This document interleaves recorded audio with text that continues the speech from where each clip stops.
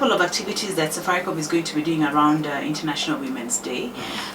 We do stuff across the year, but I think International Women's Day allows us an opportunity to be able to like celebrate and also just take stock of what we've been able to achieve throughout the year.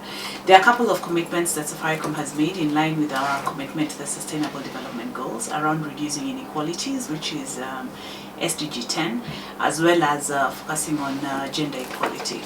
Now, when we see organizations such as Zuri Awards and what they're trying to do, they're celebrating women who many times do not get seen. A lot of the stories that are in our communities that sometimes don't get flagged because you do not have the right platforms.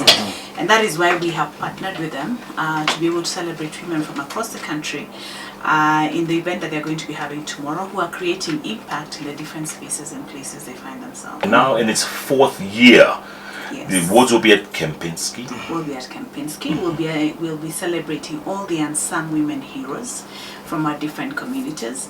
I think the Zuri team have seen quite an increase in the number of nominations throughout the years, which therefore means that first of all, it means that there are a lot more women to choose from, but also the fact that women are also nominating themselves and nominating fellow women, and therefore increasingly, I think we're changing our biases, we're changing our perceptions around women, and beginning to create room for women to be seen in the society that we're in. When we find the few who have gone ahead, we celebrate them, we lift them up, because then they provide energy and probably inspiration for the many others who are behind. If you see one person who has gotten onto the dance floor and has managed to get to dance, inevitably then you see a lot more people getting onto the dance floor.